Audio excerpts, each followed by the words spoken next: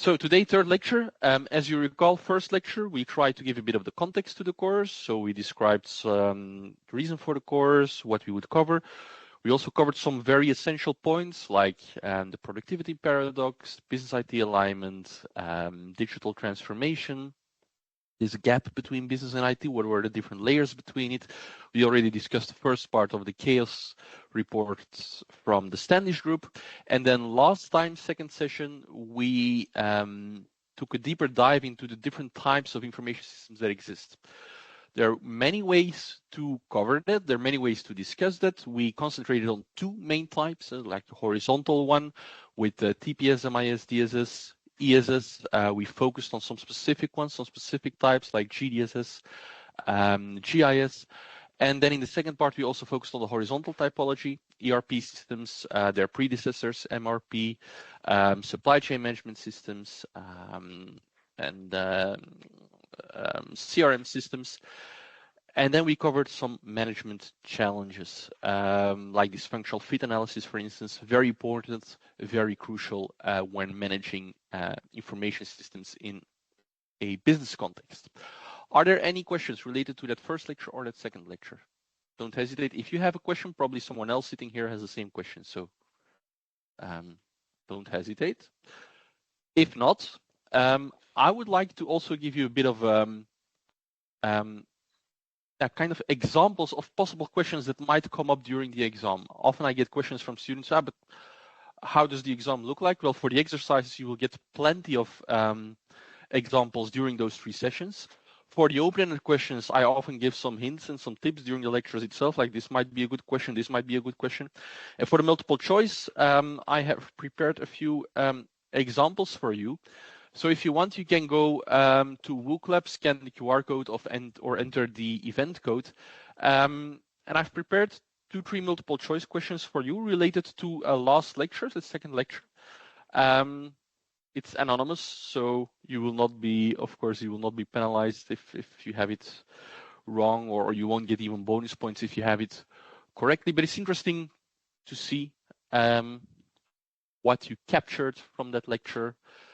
And just to give you some exemplary questions, some of them I've basically already used in previous exams. So they should give you a realistic impression of what it could look like.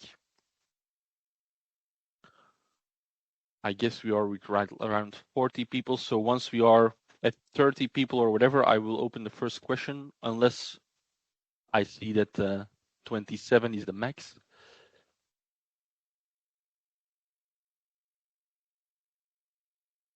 All right. Let's take still some people who are trying to log in. No, ça va. Let's take a look at the first one, and I'll hide the results, and I'll expand a little bit the question. So I've written here an example of what a certain system might do. For instance, a system that provides a weekly report of the sales of a certain product in a certain region for a certain customer segment. That would be a typical example of which type of system. I've included 4 possibilities, just as on the exam. For each and every multiple choice question, you will have 4 possibilities. One and only one will be correct. So even if you're doubting, you should look for that answer that is most correct, it's most clearly correct. But basically in all cases, it's very clear that there's only one answer correct. While you are answering, I can reiterate the fact that on the exam, there will be no penalty as such. So if you reply incorrect to a question, of course, you will not get the points for that question, but you will not be additionally penalized. You will not get negative scores. Instead, you will need to answer more than 50% of the questions correctly in order to pass that part of the exam. But you find more details on that in the slides of the first lecture. Let's wait for a few more people to respond, and then we'll see the results.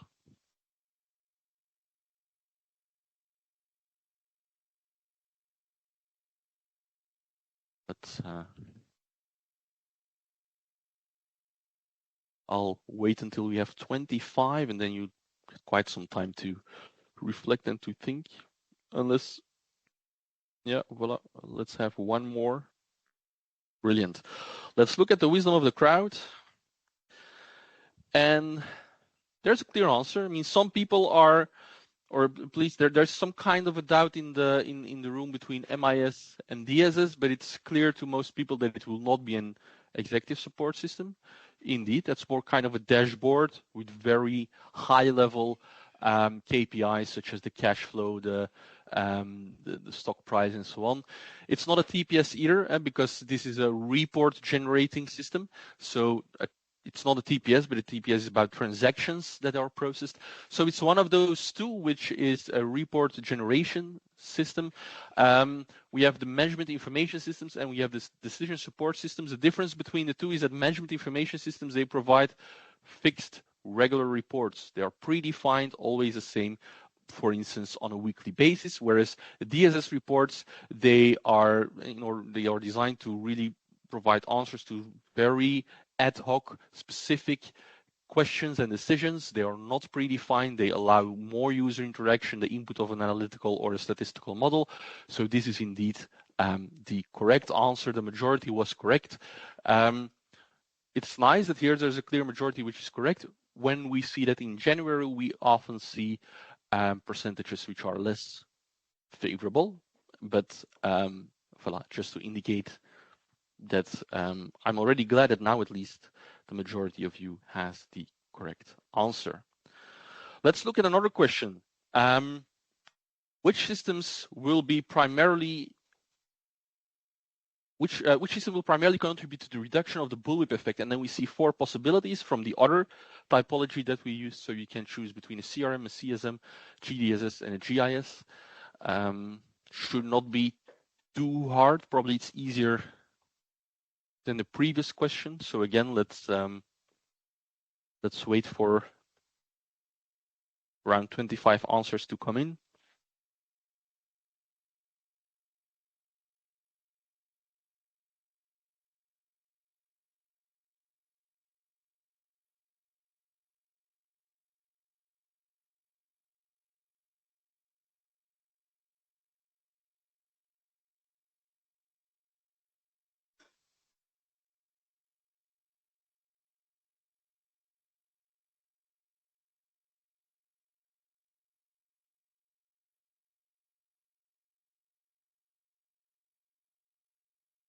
Okay, we're almost there.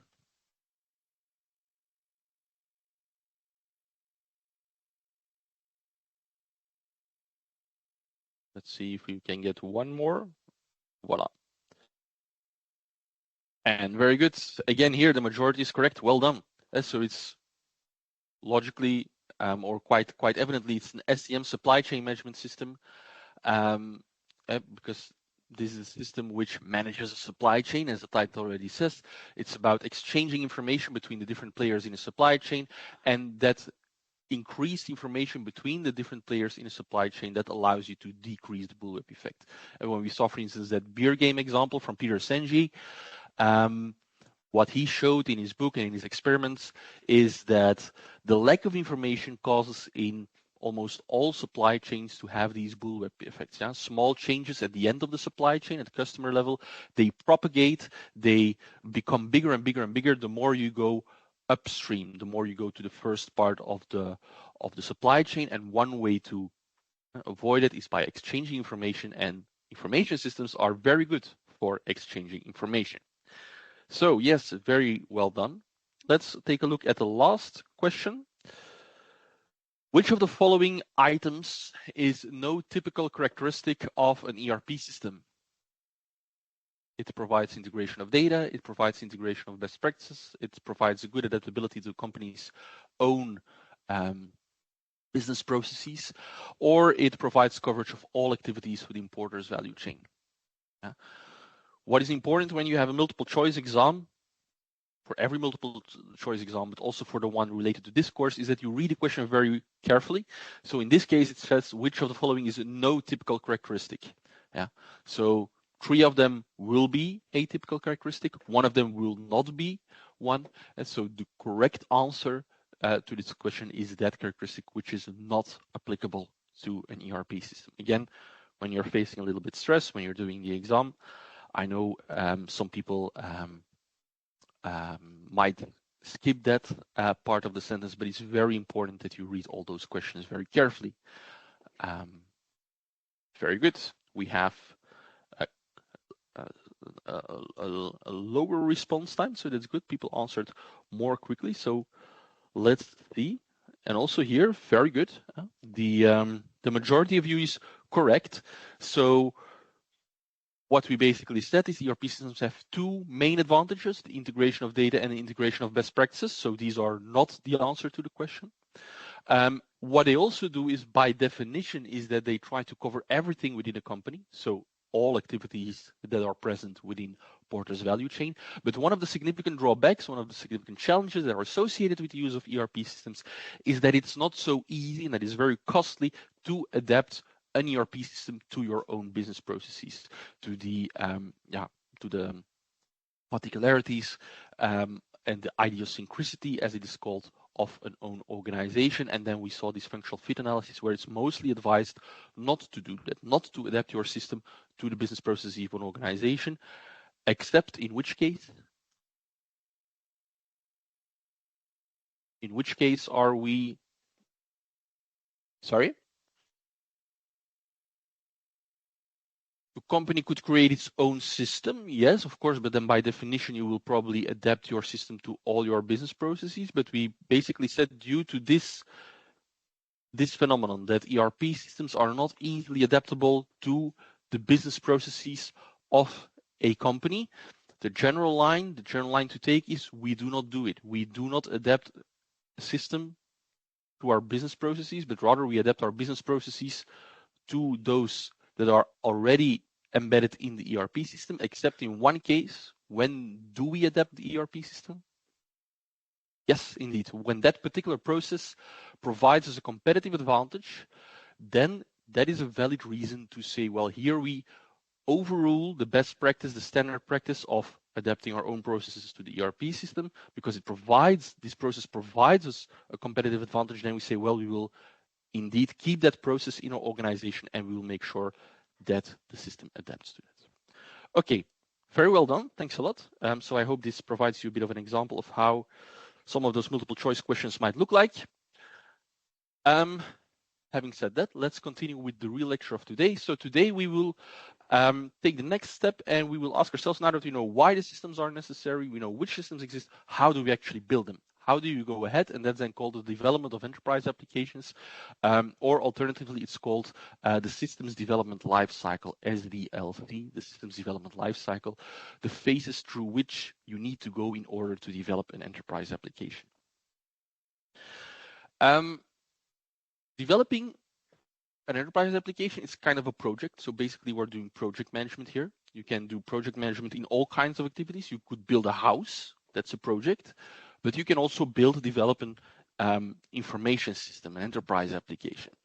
So it's a bit similar. You will kind of have the same activities, but of course they will be applied in the context of enterprise applications. So based on your judgment, based on your common sense, what do you think are the activities that you need when you start developing an enterprise application? What would you do? What do you need? You need to define the needs, yes, and I'm very happy with that answer, because what you should not do in the beginning is start programming right away. No, you should define your needs, yes. Something else?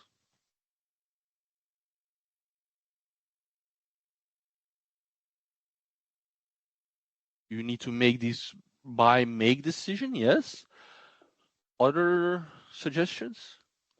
And find a budget, yes, indeed. There are quite some phases here that I've listed here. And the things that you've said, they are indeed incorporated in one of those phases. This is more or less the common sense in academic literature and in practice, although you might encounter in certain project management reference frameworks other names or versions or varieties, but in essence, they all come down to these set of activities. One way to execute them is in a sequential way, and for pedagogical purposes today, we will discuss them a bit in a sequential way. But of course, we will see at the end of the lecture that this is not always how it is done in practice. There are, and it's even in most cases done in that way, that they don't just do it in sequence, that there are alternatives to that.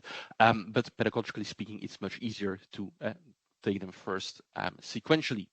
What I also will do is I will focus most on those tasks which are most relevant for you as future managers. We said already before, this informatics for management is kind of the meeting between two worlds, business and IT. So part of them are more IT technically oriented, part of them are more management oriented. So we will mostly focus on your future responsibilities, on those of management. So you can probably already derive, I used to have an overview of it, but you can already probably derive that that means that we will mostly pay attention to planning and analysis. We will also put some emphasis a little bit on testing, because those are the areas where your responsibilities are mainly concerned. It's important that you know what the other phases are about, that you know what are the goals of them, but we will focus our attention most on those items that are most relevant for you. What we will also do in each phase, that I will explain it, we will dive a little bit deeper into it. At the end of each of those discussions, I will list, or we will give an overview of the artifacts, the outputs of each of those phases. Because normally when you do these activities, you come to some kind of a result.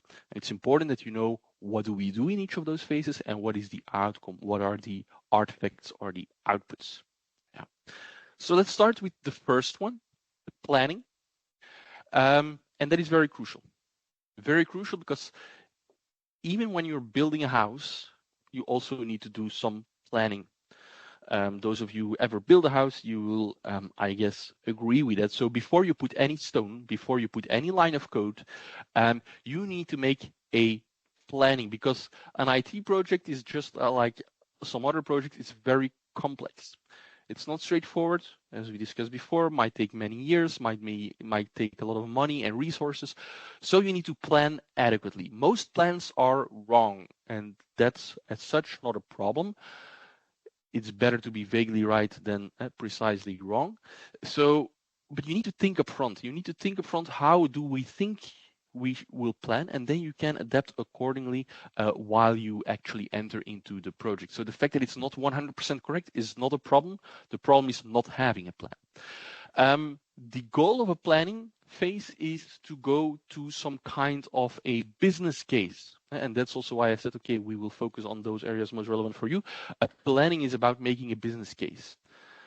Before you go ahead, you should consider all the pros and the cons, the costs and the benefits, and you should, at the end of the planning phase, make a decision based on all considerations that you made.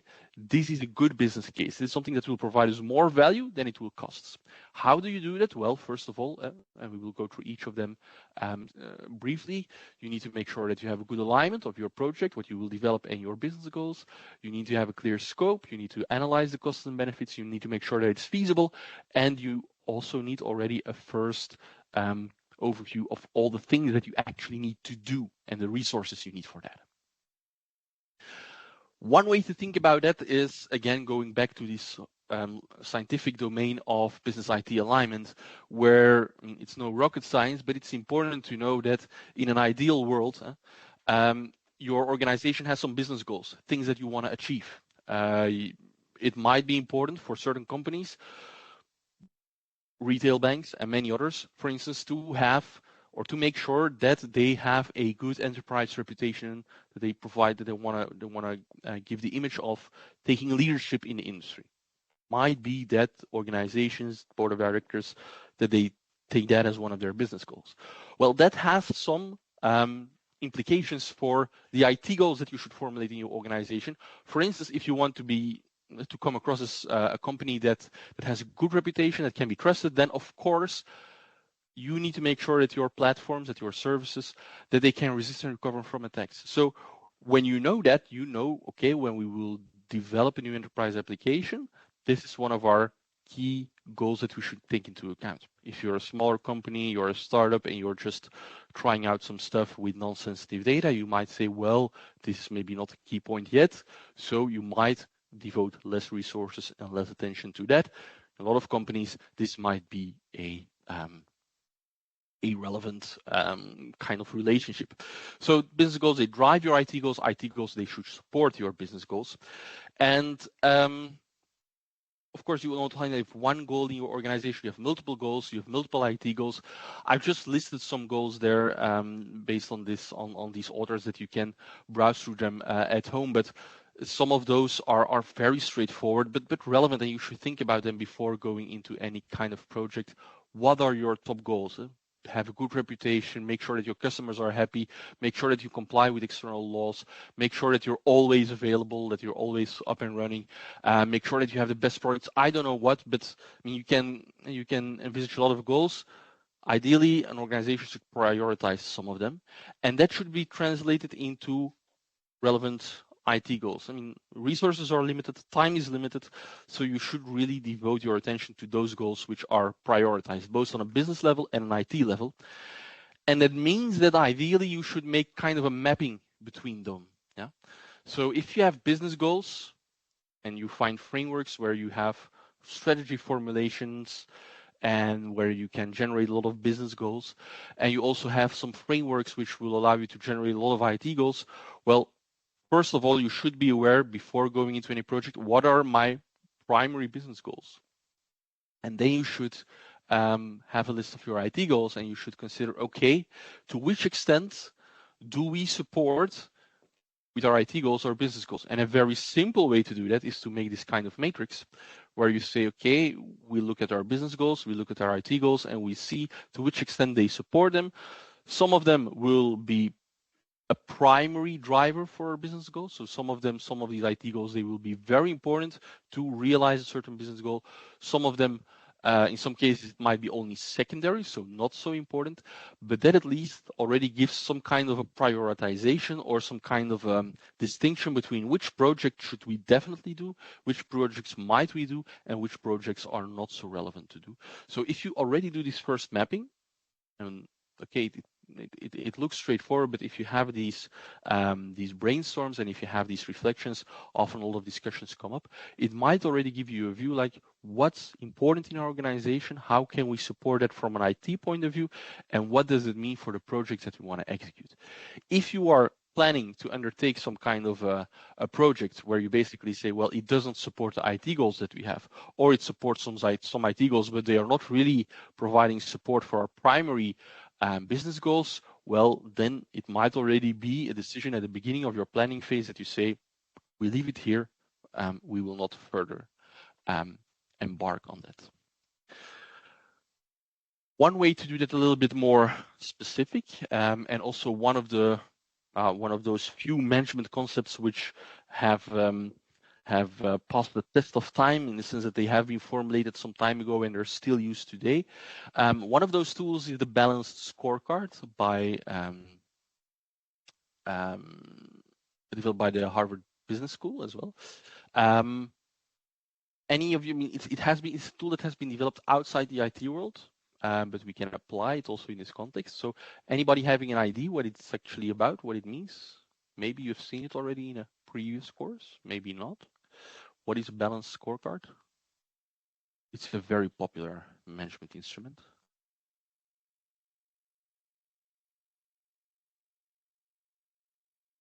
Yeah, so it will look at different goals. Yes, it will not really scale them, but it will look at different perspectives of goals. So it will give you 4 main areas to look at in an organization. And for them, yeah, it will not really scale them, but it will give you the means to scale them. It will give you. It basically says that if you wanna formulate a strategy in your organization, there are 4 areas, 4 dimensions that you should definitely cover within each organization. You have a financial perspective. Often some stakeholders, like the owners, like the stock owners, they want to have a certain return on investment. So there's a financial perspective, and then you can formulate some objectives like we want to generate financial revenue for our stakeholders, or we want to have a good we want to make sure that we have a very stable balance so that we can survive over several decades. And then you can measure that. For instance, you can say, okay, we want our stock price to increase with 10%, or we want to make sure that our debt does not go above 20 or 30% of our equity, something like that. So you have a financial perspective. You also have a customer perspective. An organization creates a product or a service, you need to sell it to someone or another company, and without that you cannot generate any revenue. So there's also a customer that you need to think about. Who are the customers that we are addressing, and what do we want from our customers? Do we want to have a lot of customers? Do we want to have few customers? Do we want to have a large margin customer? These kind of things. You cannot create something for your customers before you have good internal business processes. So your inner working, the way how you work as an organization, you need to think about that as well. Do we want to be very cheap? Do we want to be very efficient? Do we want to have the top quality? Things like that. And that's good at a static point in time, but the world changes, industries change, so you also need to make sure that you keep to be updated over time, so that you also learn and grow throughout time. And so Kaplan and Norton said, well, if you want to study an organization, if you want to formulate a strategy for an organization, those are 4 key perspectives you need to look at. And so instead of making this simple matrix mapping, you could also think about the strategy of your organization in terms of those 4 perspectives. It's interesting that they do not only provide you 4 angles to look from, because it already gives you a first framework. What are all the things that I need to think about? But it also gives you the idea of cause and effect relationships. Because in a lot of cases, this framework, balanced scorecards and KPIs, which resulted from that framework, they're often used for monitoring purposes. People say we have a KPI, and the KPI, is it met or is it not met? Problem with KPIs is that you always work and you always deviate from what you're doing towards optimizing those KPIs, and those KPIs might not cover everything, might not capture everything. So it might often be a little bit tricky to manage only based on KPIs, but their original goal and also the balanced scorecard goal was not so much to monitor, but to plan, to put a strategy at work. And that you can see, for instance, by the fact that there's a cause and effect, there's a causal relationship, there's cause and effect relationships within that model. Because if you are good at learning and growing in your organization, if you make sure that your people are well educated, that they become more effective and efficient throughout time, then you will create better business processes. Then your business processes will become of a higher quality, higher efficiency. That will make better products, better qualities. So your customers will be more happy, and logically, if you have happy customers, you can sell more, so your financial perspective also increases. So they are not just detached from each other, they are interrelated, and they even have cause and effect relationships.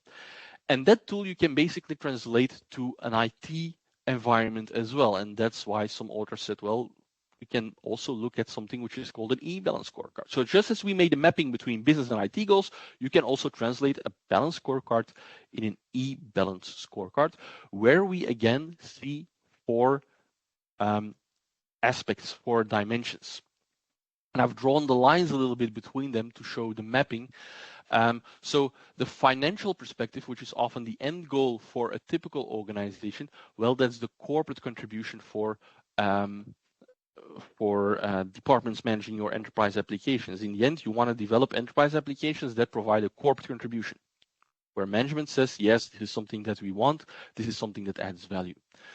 How do you do that? Well, you make sure that your users, the users of your systems, are happy. So that's actually the translation of the customer perspective.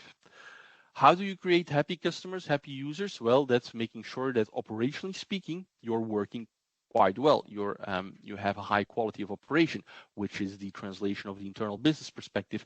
And how do you make sure that you are operating well from an operational point of view is that you make sure that your future orientation, that your IT staff is well and over time better educated. Yeah. So that's another way of thinking about that. And so you might, before going into any kind of project, think about your strategy in terms of the balanced scorecard, not only on the general level, but also on the IT level. And then based on that strategy, a first check should happen. Is the IT system that we intend to build, is it compliant with that? Does it contribute to this strategy, to this vision that we have. So it sounds a bit vague and general or whatever, but it's quite important that you do that. If you endeavor on a project that does not fit your strategy, then you're wasting your money and your time. So it can be translated, it can be operationalized from one side to the other. On the slides that you will find on the platform, the learning platform, you will find some examples of that, of how you could operationalize it with some examples of missions and objectives and targets. Yeah. We don't have the time here today to do that, but it might be interesting that you think about a certain company, or you think about a company that is in the case study, the voluntary or the optional case study that I've put online. You might think about the idea, okay, am I able to formulate for each of those perspectives, for each of those dimensions, am I able to think about goals, to put some objectives, to put some measures there, not only for the general organization side, but also for the IT side, and then think about, okay, if I would envision a certain IT application, would it be consistent with that vision and mission, or would it be not? And while you are doing that, as I said, it's important that you make sure that it's all consistent, that there are cause and effect relationships, that your learning and growth perspective is consistent with your internal business process perspective, and that is consistent with your customer perspective, just as you have the different perspectives here, to make sure that they are consistent. And then, of course, try to make that mapping between business and IT goals. Yeah. That's the first thing. You need to make sure that your system is aligned with your goals, your strategy. The second very important thing is that you should have a scope document. Most people, they're easy to convince that they need alignment with their strategy. In a lot of cases, they will do it way too quickly, and the reflection and the discussion will be way too short. But at least most people are convinced that indeed, yes, an IT system should be aligned with our business goals. This one is more difficult to convince people of. A lot of people will think it's trivial, it's simple, and we don't need to do it. Evidence suggests that this is crucial. You should have a scope document before you endeavor in any IT project.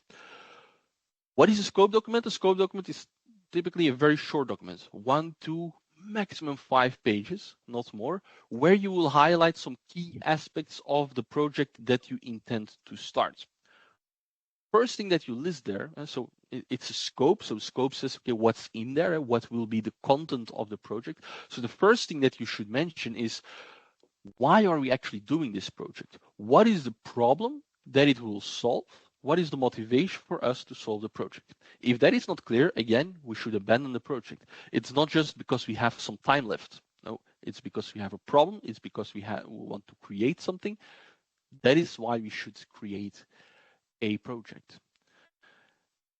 You should, and it really is beneficial that you include the conclusions from the previous reflection, that you actually explicitly state, we are building this system because it might solve this problem, and that problem is important to realize these business and IT goals.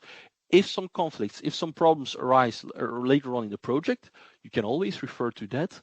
Should we continue? Well, yes, if the problem is important enough, if the business and IT goals are still relevant.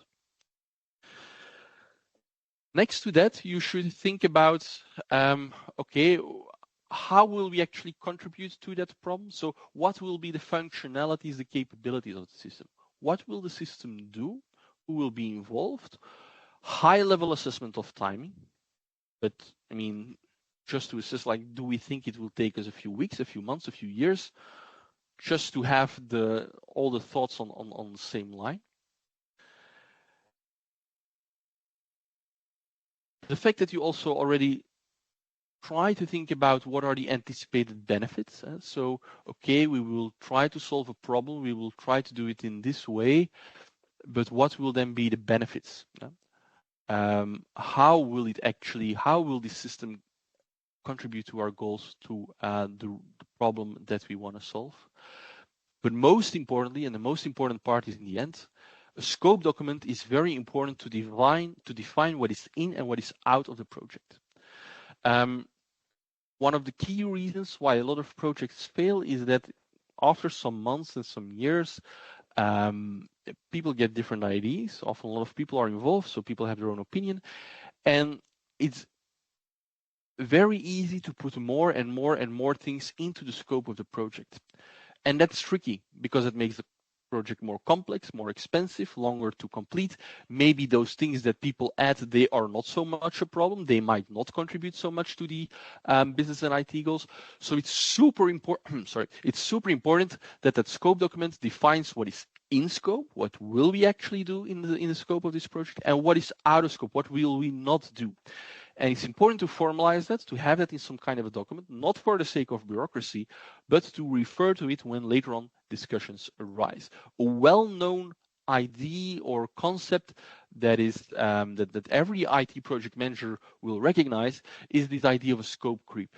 It very often happens that while you go through a project, people tend to add things to the project. But this would be nice to have, this would be nice to have, this would be nice to have, without really considering the cost, the complexity, and so on. And a good project manager, he manages that scope document. He will say, listen, guys, we agreed in the beginning that this would be the scope. The thing that you're now requesting is not into the scope. So unless we have additional budget, unless management approves that we can adapt the scope, we will not do that. It was agreed that this would not be in the scope. The best way to make sure that your project fails is not to manage this scope document and just let scope creep happen. First takeaway, I would say, or clear and specific takeaway that I would like you to remember. Okay, we have seen application is kind of in alignment with our goals. We have created some kind of a scope document which briefly summarizes what it will do, how it will contribute to the strategy, and what will in and out of scope. Then we start reflecting, or we should start reflecting a little bit, what will be the actual benefits of that new application. We already gave some hints and some tips in the first lecture. What might be benefits of creating an IT application? What might be the benefits that you might encounter or hope to encounter, because we're speculating here. Sorry? Operational excellence, yes, indeed. So we might hope to, for instance, increase performance, that we do something that we have done already, but we do the same thing in an operationally better ways by having less people, less time. To decrease our costs, for instance, if we hope that the system will lower our working capital, maybe we need less inventory because we have built a good supply chain management system. We need less inventory, so that reduces our working capital. Hence, our financial performance will be better. Maybe we have a payment system or an accounting system that will allow us to better manage our accounts receivable. So by doing that, we will also improve our financial performance. We might have a very good CRM system that has a very good view of our customers and the segmentation and who to target or not to target, thereby increasing our sales. So that's also something that could materialize after you implement a certain system. Now, these things are tangible in the sense that you can quantify them. You can put a number on it. Sales, working capital, the amount of people that you need, you can put a number on it. And as I said before, only working via numbers is a bit tricky because in a lot of cases, benefits will be intangible, but also there are a lot of cases where benefits are not tangible, they're intangible. Could be that you say, well, creating this application will allow us as a company to do something as the first player in the market. We might be the first mover and we want to have a first mover advantage. How do you quantify that? It's very difficult. You might say, well, in the end, we might become the number one in the market on this or this aspect, but actually it's a strategic initiative. It's very difficult to put a number on that.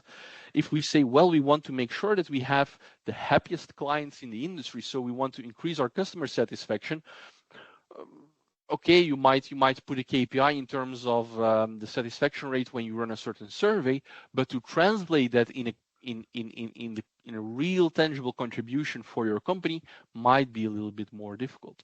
If you say improve decision making, better security, for instance, the first goal that we saw on that first slide, to make sure that we are reliable and to make sure that we have a very secure environment.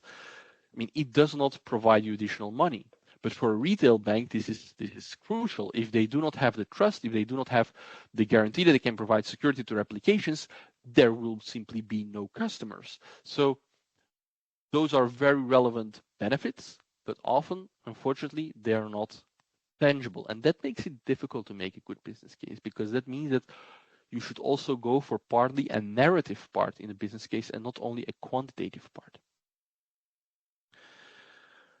Benefits means that there are also certain costs and certain risks. A lot of those projects, as we saw before, they might not end fully successfully, they might fail, and that is because there are several risks that you might come across. Risks might be, for instance, well, we want to create something, we want to do something, we have a brilliant idea, but we don't have people to execute it, to perform it. Certainly in the IT industry, it's often difficult to find good people, to recruit good people. So in some cases, you don't find the critical employees or externally hired employees like consultants. Sometimes there might be legal issues. You might be technologically ready to do it, but there are some legal constraints which do not allow you to use certain systems in a certain area for a certain goal. Might be that you have a brilliant system that's legally fully compliant, but that your employees say, no, we don't want to use it. Or that your customers say, we're not really fond of this. We really don't like to use it. Might be that you come across a technological failure after a while, that you envision that everything would run well, and then certainly something happens, a major technological defect, and you are confronted with that. Or even natural disasters, if you have certain hosting capacity or you hire certain hosting capacity of certain players, might be that a disaster happens, and well, if you do not have good business continuity provisions, that you might be confronted with those risks. What you should do with each of those risks, well, on paper it's easy, and I warmly encourage you to do that. In reality, of course, it's much more difficult. But a good way to approach risks is, first of all, to identify them, and once you have identified them, to really take two main reflections on them. First of all, what is the likeliness that it will happen? Some risks are very likely to happen. In Belgium, often, luckily, the risk of not finding a critical employee is higher than natural disaster happening. It can happen, but the chances are lower than that you have a vacancy that you cannot fill in. But some of those risks, they also have a different impact. If you have a team with 200 people and there is one person that you cannot fill in the vacancy for, probably you can solve that. But if the natural disaster actually materializes itself and your headquarters are touched by a major flooding, well, then the impact is much bigger. So you need to score, or you need to try to assess those risks based on their likeliness and their impact. And it depends on that, to which extent you think, okay, are there any measures we can put into place to remediate them? Natural disaster might have a low likeliness but a high impact. So you might say, well, we might remediate it by having redundancy in our server capacity. For instance, we do not only have our servers here in Brussels, but for instance, we have a second instance where we back up everything in Paris. So the likelihood that there is a flooding both in Brussels and in Paris is much lower than only in Brussels. Might also be that you say, well, let's accept the risk. If the likeliness is low and the impact is low, maybe we can just accept it. But it's important that you list them up front, that you have the discussions, and that there's kind of an agreement within management team that, okay, these risks are having a high likeliness, a high impact, we will address them. These risks have a lower likeliness, lower impact, we will not address them. And maybe some of them, they do have a high likeliness and a high impact, but we cannot take the costs for remediating them, so we will just take the risk. Something that you should do. And then, of course, if you make any remediating measures, if you think it's important to manage one of those risks, you should, of course, take that also into account when you're doing your cost assessment. A kind of a visual that's often used is these kind of visuals where they say, well, if you do risk management, two things, as I said before, probability or likeliness and the impact. If both are low, you're in a green zone, you don't need to do anything. If they are kind of mid here in this area, you should probably think about something to do that. And if there's the combination high, then yeah, it's a warm message to actually do something about that. In most project management methodologies, you will come across something like that to manage your risks. Yeah. We said in the end, well, you need to take it into account in your cost assessment because there are many costs that you also see. So we said, okay, you have benefits, potential benefits, you have risks that might jeopardize those benefits from actually becoming realized. But of course, you also have a lot of costs in your projects. As you know, in typical economical environments, also in cost accounting, investment decisions, you have two kinds of investments. You have fixed costs and you have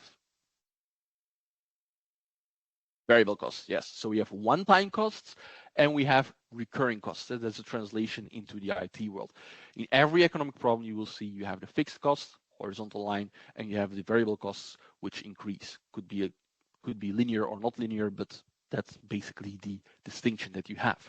So there are one-time development costs when you are developing an application. You have wages of the people that you use to develop it, not to maintain it, but to develop it.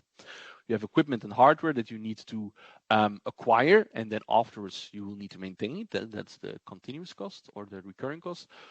You need to provide training, the facilities, communication, licenses, risk avoidance measures.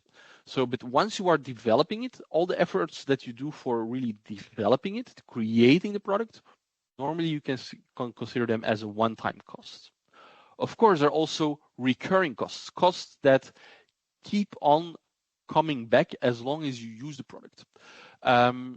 Connectivity costs and making sure that your platform and your equipment maintenance, making sure that they are up and running, that they can run, they can provide the service, but also software maintenance. We already said it before. We will discuss it a little bit in more detail later on. Once you have the software system developed, you will need to maintain it. You will need to pay for licenses to make sure that you upgrade to new versions, to fix any bugs, to make sure that if new systems arrive, that you can nicely integrate with them, to make sure that you have continuous training or help desk if people need further support. So like in traditional investment decisions, you will need to look at the fixed costs and the variable costs of such a project. When you've done that, anticipated benefits, some of them tangible, some of them non-tangible. You've looked at the risks, some of them need mitigating factors, so you take them into account together with all the other costs, one-time and recurring costs. You can actually do a cost calculation. You're going to take the benefits, you're going to take the costs, and you're going to compare them, and you're going to do a calculation. Do we have more value than costs, or do we have more costs than value? One way to do that is the net present value calculation. Again, you might have already heard of that. What is this? The net present value of something? This is not specific to IT. It's something that you can use in the IT industry, but it's not specific. Sorry? Mm-hmm. Yes, investments. And there you will probably also see something very close, if not exactly the same. The net present value of an investment. How do you calculate that? Well, you need to take a sum of certain things.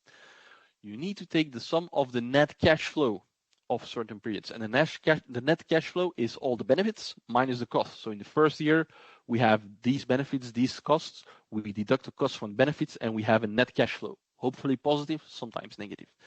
We do not only have that for one period in time, we have that for multiple periods throughout time. So we will take the sum of that, the sum from time period equals 0 until the end of your project, which is called N. And then we need to divide that amount by the discount rate, or 1 plus the discount rate, and then you take it to the power of t, which is then different terms are used for that: the rate of return, the opportunity, the cost of capital. Why is this? Why do we need to divide that amount by this factor, by this amount? What would be the reason? This is an amount which is higher than 1, so this will increase throughout time. Why do we need to do that? Yes.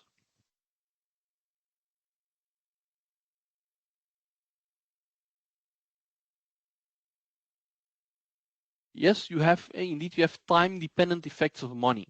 Money has something very strange. It's not what you have. If I give you 100 euros today, it does not have the same value as I give it to you in a few years. For non-economists, this is difficult to grasp, but this is reality. You have inflation, but also you have the idea that if I give you 100 euros today, you can decide today what you want to do with it. You can buy something to eat, you can buy something to drink, you can put it on an investment account, you can choose. If I give you the cost, if I give you the choice, I give you either 100 euros today or I give you 100 euros in 5 years, the only rational answer to that is today, because you can already use it and you can maybe invest it and you can make sure that it is more, that it has an increased value over 5 years. Whereas if I ask you 5 years to wait, you have nothing, and only after 5 years you get it, it has an intrinsic lower value. So money that you get today has a higher value than money that you get in the future. And the way to take that into account in investments decision is to take care of this discount rate. It's basically also reflecting its opportunity cost. In an organization, you will have a limited amount of resources. So ideally, you should invest the money that you have in those projects, in those investments that give you the highest rate of return, that give you the highest value back to your company. So if you would decide not to invest, or if you would decide to invest in this project, it means that you cannot use that money for another project. So yeah, there is a cost, an opportunity cost that you make by investing in a certain project, because that implies by definition that the money that you invest in that project, you cannot use it in another project. So we need to take that time factor into account. What the net present value does is it takes all those net cash flows from today until the end of the project. So it's taking the sum of that, but it takes into account that discount rate, which that factor there here that increases throughout time. A net present value analysis, what will it do? It will add all those values and it will ask the question, is that value that we get in the end, is it positive or not? If positive, then we say that the project generates a positive net present value. So then it's interesting to go ahead. If not, it will be lower than 0. And then we say, well, actually the project, it destroys value. So then it's not interesting for us to go ahead with the project. There is a drawback with this way of working, and that's that's intrinsic to this valuation method, is that of course we are working here with numbers, and we already said some of those benefits that you can realize, they are not easily transferable into numbers. So it might even be that you in a management team, you get to a project that has a net present value of lower than 0, and you still decide to go forward with the project because there might be some elements that you cannot quantify, so that do not enter into this equation. And of course, there are alternatives as well. This is not an investment course. So I just give you one example of how to go ahead in that planning phase, but there are other ways to do that as well, like payback periods, the calculation of the return on investment, and so on. But the idea is the same. If you have an overview of your benefits, your risks, and your costs, you can do classical, typical investment decisions, and you should preferably also do that in the context of IT projects. To give you an example, suppose that you have made that kind of enumeration. You will have for each of the years, suppose that you have a project of 5 years, you will have some costs, the one-time development costs and the recurrent costs. The one-time development costs, they happen in year 0, and the years, suppose that we have only that 1 year where it needs to happen, and then we have recurrent costs that come back.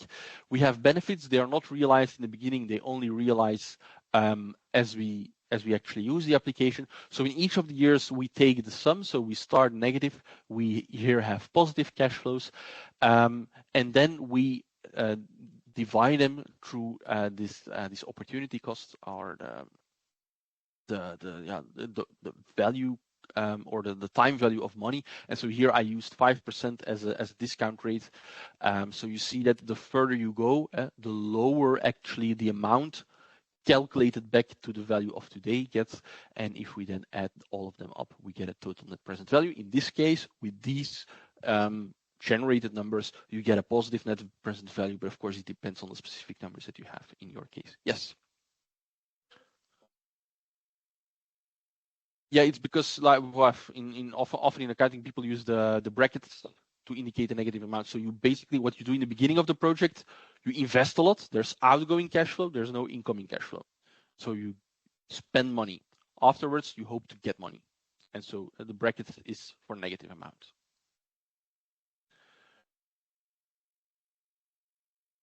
Let's see, what time do we have? Okay, let's continue a little bit. I have an exercise for you, and then we can have a break during the exercise, after the exercise. Once we have done that, planning, again, very important, we should also think about the initial work schedule. We should know what the project is about and the benefits and the value, but we should also have an initial view of, okay, how will we do that? What will be the tasks involved and how can we schedule that? How long will they take? Who will do that? Which things can be done at the same time? Which things need to be done in a sequential way? To which extent are these things dependent on one another? Just like when you have a house, you can only put your roof once you have put the foundations. It's also with an IT system. You can also only do certain things when you have done other things first.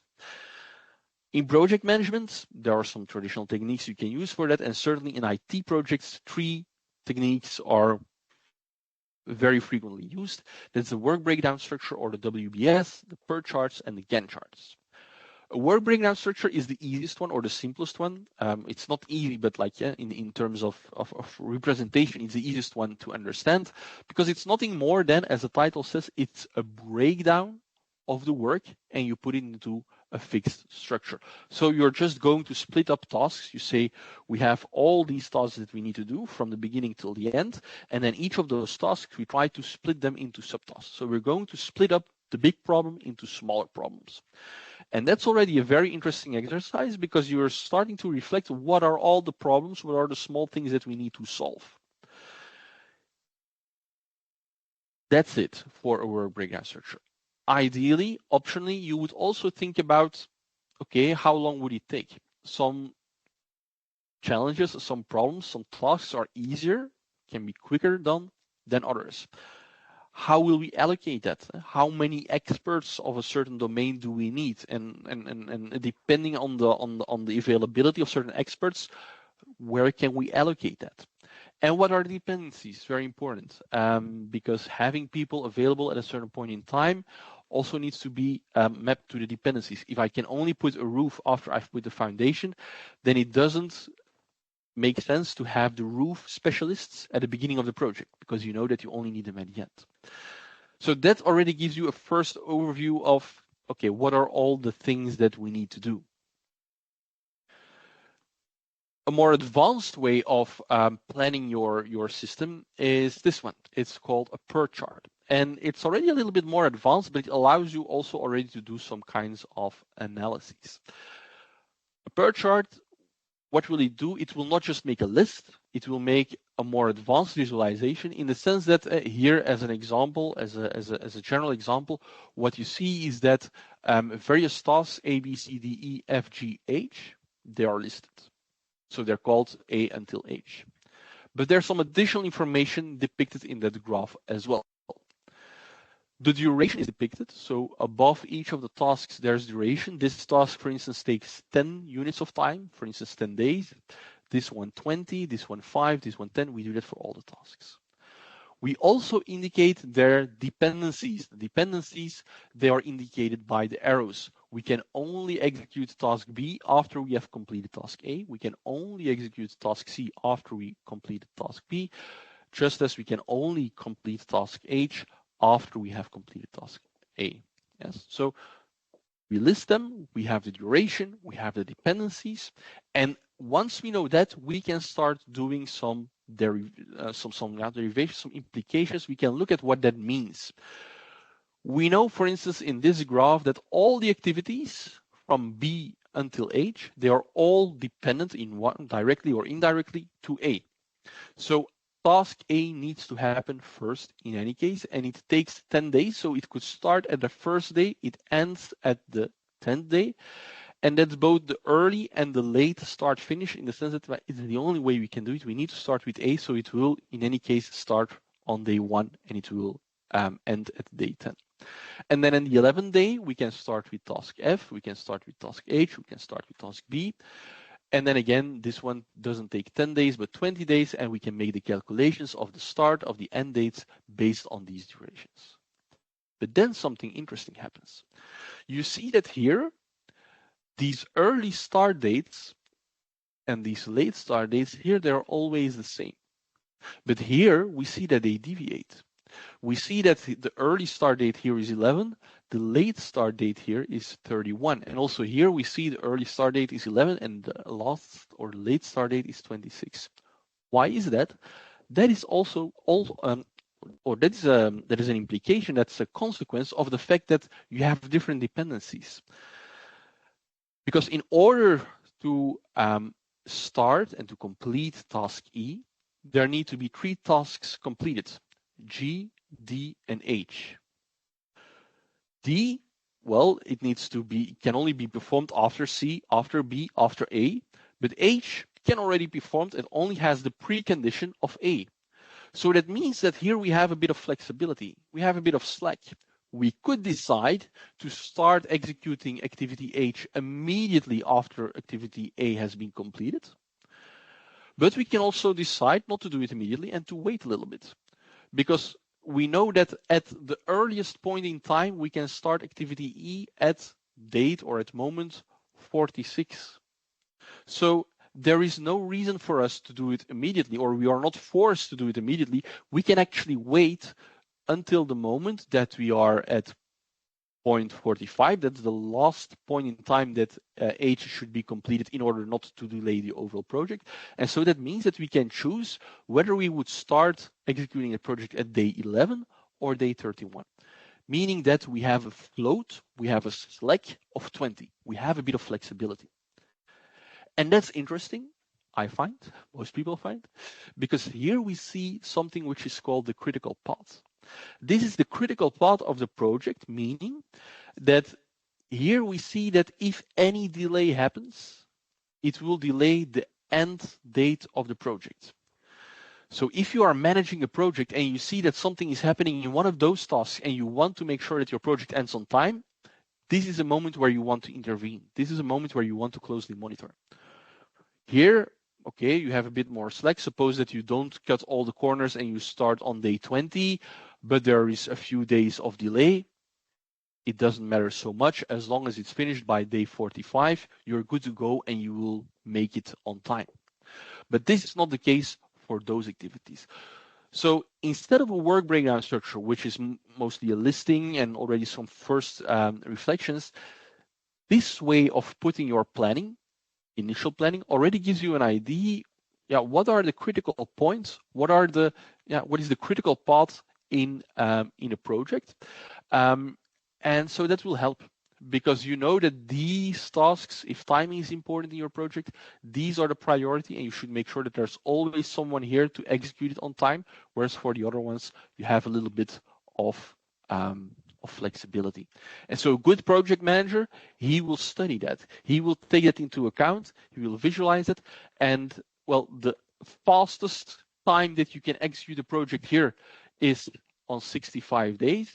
If you want to manage it on 65 days, well, this is your critical path. These are the dependencies that you need to manage. Yeah. So that's I think a very powerful way of looking at planning these activities. Does that make sense? Very good. Then I have a small exercise for you. I've simplified the PERT chart here for you. So what you see is that I have created an overview with 1, 2, 3, 4, 5. So the numbers in the bullets, they are the name of the task, task 1 until 9. The number that you see above the bullets is the duration that it takes to complete. So my question for you is, first of all, what is the minimum execution time of the project? But then second of all, what is the critical path? And you need to be aware of the critical path before you can actually do the minimum execution time. So a first hint is first look at the critical path, and then you will be able to calculate the minimum execution time. And if you are ready with that, a follow-up question would be, we have this particular task here, task 7. How much float do you have with this activity? How much flexibility do you have? How much can you delay it without postponing the whole thing? Or before, stated differently, before it becomes part of the critical path. We have now just finished